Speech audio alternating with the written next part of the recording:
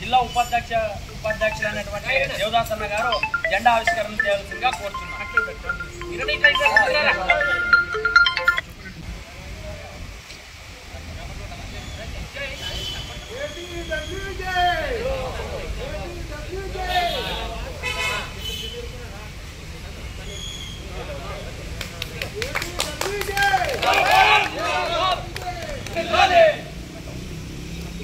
కొంచెం కాదు దారం గంట కనిపిస్తున్నది అట్లా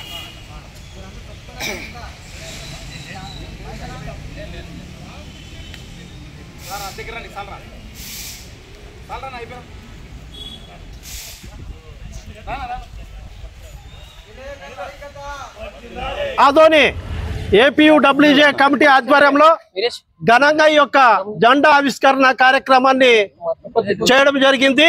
ముఖ్యంగా 68 సంవత్సరాలు పూర్తి చేసుకొని 69 సంవత్సరాలకి ఏపీయూడబ్ల్యూజే ఆవిర్భావ సందర్భంగా ఈ యొక్క జెండాన్ని ఆవిష్కరించడం జరిగింది. 1957 ఆగస్టు 17వ తేదీన చలపతిరావు అనేటువంటి మహానుభావుడు 37 మందితో ప్రారంభించినటువంటి ఏపీయూడబ్ల్యూజే ఈ రోజు దేశవ్యాప్తంగా వేల మంది సభ్యత్వం కలిగినటువంటి ఏకైక ఏపీయూడబ్ల్యూజే సంస్థ అని నేను ఘంటాపథంగా తెలియజేస్తున్నాను. విలేకరుల అభివృద్ధి కోసమైతేనేమి, సంక్షేమం కోసమైతేనే ప్రతినిత్యం పోరాటం చేస్తున్నటువంటి ఏదైనా సమస్య ఉందంటే అది ఏపీయూడబ్ల్యూజే ఒక్కటికే దక్కుతుంది. విలేకరులకు వస్తున్నటువంటి దాడులైతేనేమి, విలేకరులకు చెందవలసినటువంటి హక్కులైతేనేమి, రాయితీలైతేనేమి, ప్రతి ఒక్క విషయంలో ఇక్కడ మండలాన్ని మొదలుకొని ఢిల్లీ వరకు ఈరోజు ఏపీయూడబ్ల్యూజే పనిచేస్తుంది. అందులో భాగంగా మేమందరూ కూడా ఏపీయూడబ్ల్యూజేలో కుటుంబ సభ్యులు అయినందుకు మేమందరూ కూడా నిజంగా గర్వపడుతున్నాం. ఈ యొక్క కార్యక్రమాన్ని మా అధ్యక్షులు, కార్యదర్శి, ఇక్కడ ఉన్నటువంటి కమిటీ వాళ్ళు చాలా ఘనంగా నిర్వహించడం జరిగింది. ఇలాంటి అభివృద్ధి కార్యక్రమాలు, ఇలాంటి సంఘ కార్యక్రమాలు అన్నిటికి కూడా మన ఆదోని ఐకమత్యమై అందరూ కూడా మన అందరిలో గ్రూప్ తగాదాలు అవన్నీ విడనాడి విలేకరుల ఐక్యత కోసమే మనమందరము భవిష్యత్తులో పాట పాడవలసిన అవసరత ఎంత ఉందని తెలియజేస్తూ నా పేరు దేవదాసు, ఏపీయూడబ్ల్యూజే జిల్లా ఉపాధ్యక్షులు. ఇప్పుడు తమ్ముడు ఏపీడబ్ల్యూజే జిల్లా ఉపాధ్యక్షుడు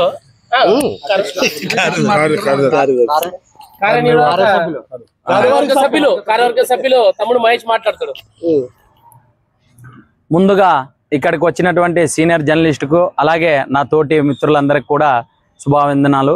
ఈరోజు APUWJ Andhra Pradesh working journalist union 68 పూర్తి చేసుకొని 69లోకి అడుగు పెడుతున్న శుభ సందర్భంగా ఈరోజు ఇక్కడ జెండావిష్కరణ అధ్యక్షుడు అయినటువంటి మల్లికార్జున గారు, ప్రధాన కార్యదర్శి అయినటువంటి హుస్సేన్ గారు ఆధ్వర్యంలో నిర్వహించడం చాలా సంతోషకరమైన విషయం.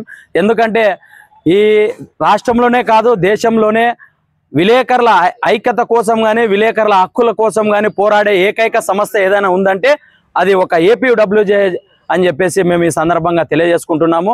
ఎందుకంటే ఇప్పటికే చూశారు మన కర్నూలు జిల్లాలో ఎందరికో ఆసరగా సహాయం చేసిన సంఘం ఏదైనా ఉందంటే అది ఒక ఏపీయూడబ్ల్యూజే అని చెప్పేసి ఈరోజు సగౌరవంగా మేము చెప్పుకుంటున్నాము. అదేవిధంగా ఈ కార్యక్రమాన్ని ముందుండి నడిపినటువంటి నాయకులకు మా ప్రత్యేక కృతజ్ఞతలు తెలియజేస్తుంటున్నాము. నా పేరు మహేష్, ఏపీయూడబ్ల్యూజే జిల్లా మెంబర్.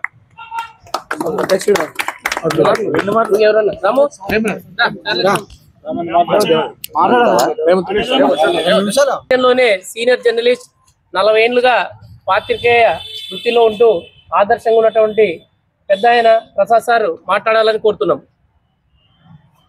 ఏపీయూడబ్ల్యూజే పత్రికా విలేకరుల అసోసియేషన్ సభ్యులు, మన దాంట్లో కూడా సీనియర్లు ఉన్నారు. తోటి విలేకరులకు ఒక మీ కొలీగ్, సాటి విలేకరిగా నమస్కారాలు. 69వ వార్షికోత్సవాన్ని ఏపీయూడబ్ల్యూజే తరఫున జరుపుకోవడం చాలా సంతోషకరమైన విషయం. ఒక విలేకరుల అసోసియేషన్ సంస్థ ఇన్ని సంవత్సరాలుగా దిగ్విజయంగా నిర్వహించబడడం చాలా సంతోషదాయకం. మనము చాలా సంవత్సరాల నుంచి పాత్రికేయ వృత్తిలో ఉంటున్నా కూడా పాత్రికేయులకు సరైన ప్రాతినిధ్యం ఇంకా అందలేదని నేను అనుకుంటున్నాను. ఎందుకంటే పాత్రికేయులు ఒక జర్నలిజం మీద ఆసక్తితో ఈ మధ్యకాలంలో యువకులు చాలామంది కూడా ఈ వృత్తిని ఎంచుకొని వస్తున్నారు. వాళ్లకు వాళ్ళ కుటుంబాలకు సరైన ప్రాతినిధ్యం లభించాలి.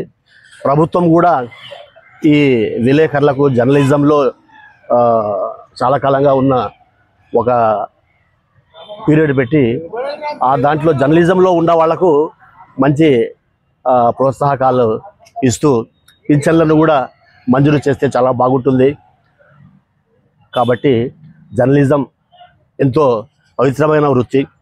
దీని మీద ఒక మంచి ఆసక్తితో ఇంట్రెస్ట్తో వస్తున్న వాళ్ళు చాలామంది ఉన్నారు.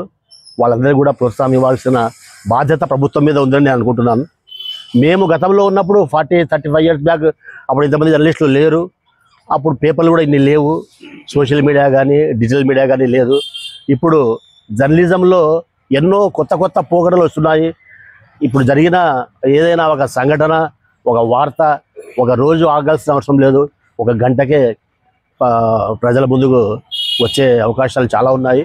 కాబట్టి ఇప్పుడు ఉన్న ప్రభుత్వం జర్నలిస్టులందరికీ కూడా మంచి అవకాశాలు కల్పిస్తూ వాళ్ళ జీవితాలకు ఒక భరోసా కల్పించాలని ఆశిస్తూ సెలవు తీసుకుంటున్నాను. అందరికీ జై హింద్.